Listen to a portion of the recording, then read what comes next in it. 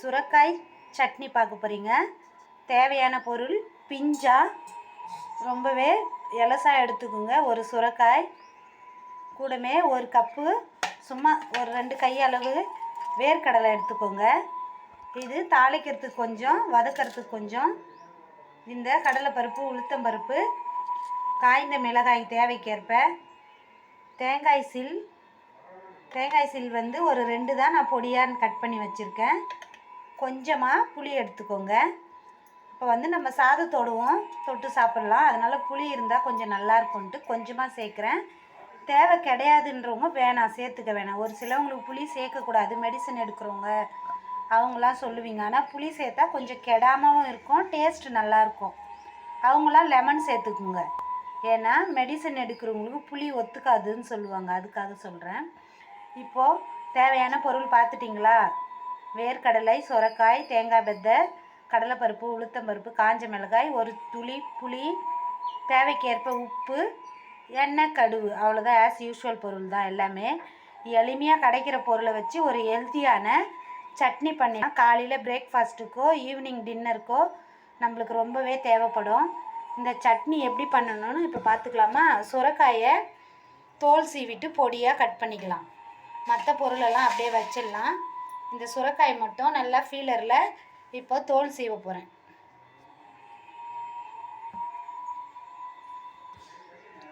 நல்லா ஃபீலர் வச்சு அழகாக தோலை சீவிக்கோங்க. இது வந்து ரொம்பவே பிஞ்சாக தான் நான் பார்த்து வாங்கியிருக்கேன். சுரைக்காய் வாங்கும் பொழுது நீங்கள் என்ன பண்ணணுன்னா, வெயிட்டாக இருக்கிறத பார்த்து வாங்கணும். ரொம்ப வெயிட்லெஸ்ஸாக இருந்ததுன்னா அது முத்தி போய் உள்ள விதைகள் வந்ததாக இருக்கும். அதனால் அதை மட்டும் நீங்கள் கவனித்து வாங்கிக்கோங்க. இப்போ எல்லாத்தையும் தோலை சீவிட்டு நம்ம பொடியாக கட் பண்ணிக்கலாம்.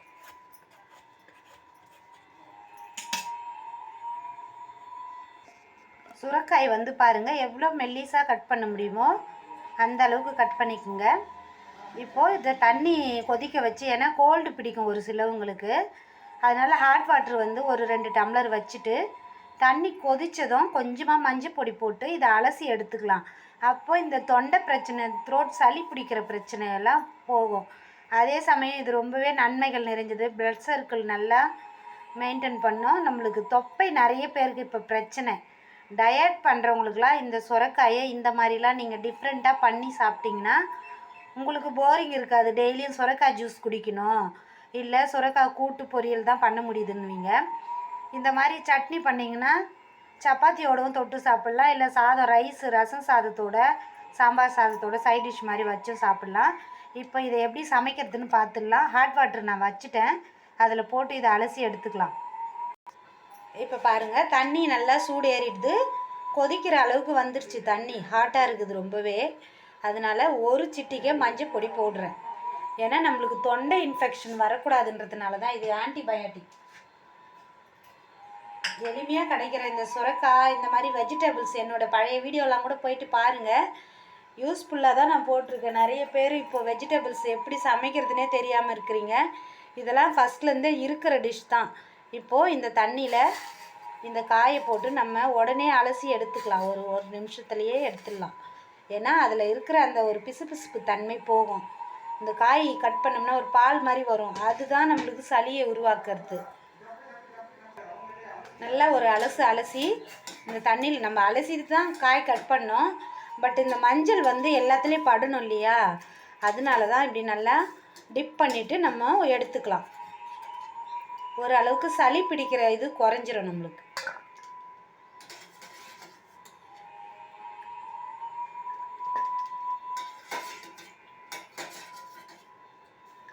இப்போது இந்த சுரைக்காய் வந்து துவையலுக்கு ரெடி ஆகிடுச்சு. இப்போது ஒரு பேன் வச்சுட்டு வதக்கிறதுக்கு தேவையான ஆயில் போட்டுருங்க. எப்பொழுதுமே வெஜிடபிள்ஸ் எல்லாம் பண்ணிங்கன்னா கொஞ்சம் நல்லெண்ணெயாக போட்டுக்கோங்க. எண்ணெய் போட்டாச்சு. இந்த கடலைப்பருப்பு, உளுத்தம்பருப்பு ஒரு ஸ்பூன் சேர்த்துருங்க. தேவைக்கேற்ப காரம் வந்து நீங்கள் போட்டுக்கோங்க. நான் ஒரு 3 காய்ந்த மிளகாய் சேர்க்கிறேன்.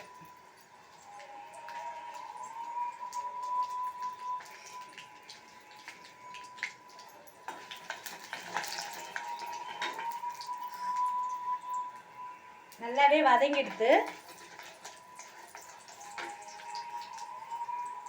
இது கூடவே இப்போது இந்த காயை நம்ம அலசி வச்சோம் இல்லையா, தண்ணி இல்லாமல் போட்டுக்கோங்க, ஏன்னா செதறும் இல்லையா, அதுக்காக. வேர்க்கடலையும் இதில் ஒன்றா சேர்த்து வறுத்துடலாம்.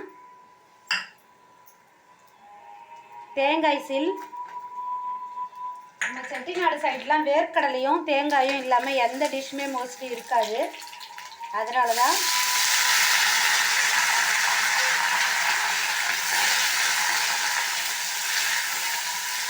இப்போது எல்லாத்தையும் ஒன்றா சேர்த்து நல்லா வதக்கி விட்டுடுங்க.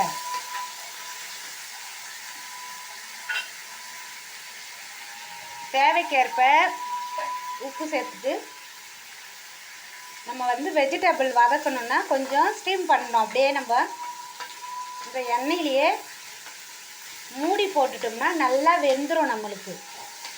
அப்போ தான் அந்த ஃப்ளேவர் நல்லா நம்மளுக்கு அந்த நீர் ட்ரை ஆகணும். அந்த அளவுக்கு இந்த எண்ணெயிலேயே நல்லா வதங்கணும் இந்த சுரைக்காய்.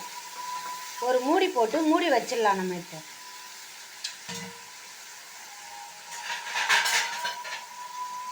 ஒரு நிமிஷம் கழித்து மறுபடியும் நம்ம கிளறி விடலாம். இப்போ நல்லா ஒரு நிமிஷம் வதங்கினதும் மறுபடியும் நல்லா கிளறி விடுங்க. இந்த ஆயில்லையே அது நம்ம வதக்குறோம் இல்லையா, இதுலேயே அது ஓரளவுக்கு நல்லா வெந்துடும் நமக்கு. ஏன்னா இது வெஜிடபிள் நல்லா வதங்கினா தான் நமக்கு நல்லது. அதுக்காக தான்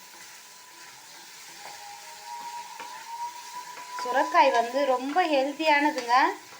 எல்லாரும் உணவில் எப்படியாவது ஒரு வகையில் கூட்டோ பொரியலோ இல்லை இந்த மாதிரி தொகையிலோ சட்னியோ பண்ணி சாப்பிடுங்க. இப்போது கொஞ்சம் நல்லா ட்ரையாக வதங்கட்டும். இப்போ நல்லா 2-3 தடவை நான் கிளறி விட்டுட்டேன். நல்லாவே இந்த சுரைக்காய் நல்லா வதங்கிடுச்சு. அந்த ஆயிலே நம்ம ஆவி போட்டோம்னா நல்லா வெந்துடும். நம்ம சிறுவாக கட் பண்ணிக்கணும். இப்போது இது கூட இந்த கொஞ்சமான புளியை சேர்க்குறேன். ஒரு அரை நெல்லிக்காய் கூட கிடையாது. ஏன்னா புளி வேர்க்கடலாம் சேர்த்துருக்கோம் இல்லையா, புளி கொஞ்சம் சேர்த்தோம்னா டேஸ்ட்டு நல்லாயிருக்கும். அதுக்காக தான். இப்போது இதை நம்ம ஆற வச்சுட்டு மிக்ஸி ஜாரில் அரைச்சிக்குங்க, இல்லை அம்மியில் அரைக்கிறவங்களும் அரைச்சிக்குங்க.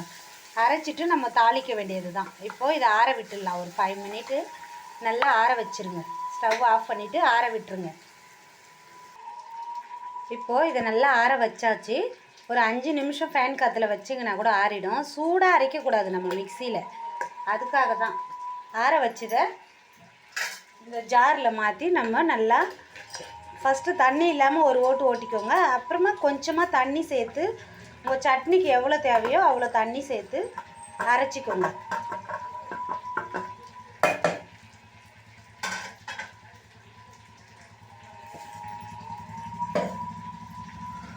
இப்போது அரைச்சிட்டு நம்ம தாளிக்க போகிறோம். அதுக்கு தேவையான பொருள் பார்த்துருங்க. கருவேப்பிலை, கொத்தமல்லி, கூட ஒரு 4 பல் பூண்டு தட்டி வச்சுருக்கேன். கடலைப்பருப்பு, உளுத்தம்பருப்பு ஒரு அரை ஸ்பூன் வச்சுருக்கேன். தாளிக்கிறதுக்கு பேன் சூடேறின்னு இருக்குது. அதுக்குள்ளே அதை ஜாரில் நம்ம அரைச்சிட்டு வந்துடலாம். பாருங்கள், வேர்க்கடலை தேங்காய்லாம் சேர்த்ததும் சுரைக்காயோட ஃப்ளேவர் கூட தெரியல. கலரே பாருங்கள், நல்லா சட்னி சூப்பர் கலர்ஃபுல்லாக இருக்குது. இப்போ தாளிச்சிடலாம். நம்ம இப்போ ஒரு பேன் சூடேறிடுது இல்லையா, பேனில் கொஞ்சமாக எண்ணெய் விட்டுருங்க. தாளிப்புக்கு கொஞ்சமாக ஆயில் போட்டுட்டு கடுகு சேர்த்துடலாம். ஒரு அரை ஸ்பூன் கடுகு சேர்த்துக்குங்க தேவைக்கேற்ப. இப்போது கடுகு நல்லா வெடிச்சிடுது. இந்த கடலைப்பருப்பு, உளுத்தம்பருப்பை சேர்த்துக்கோங்க. கூடவே தட்டி வச்ச பூண்டு பல் எல்லாம் ஒன்றா சேர்ந்து நல்லா வதங்கட்டும். கொஞ்சம் பொன்னிறமாக ஆகணும் இல்லையா, அப்போ தான் பூண்டு செவந்தால் தான் வாசமாக இருக்கும் நம்மளுக்கு. இந்த கருவேப்பிலையை நம்ம சேர்த்துடுறோம்.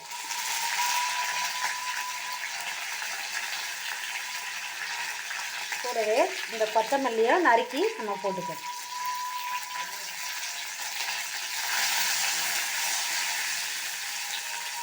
இப்போது இந்த அரைச்சி வச்ச சட்னியை இதில் சேர்த்துருங்க.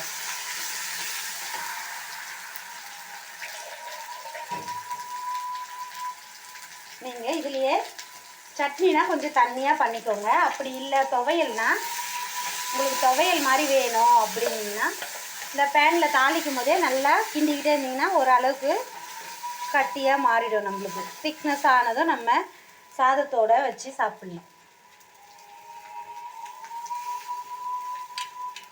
நல்லா தண்ணி விட்டு ஜாரை கொஞ்சம் நல்லா இது பண்ணி இதில் போட்டுக்கணும்.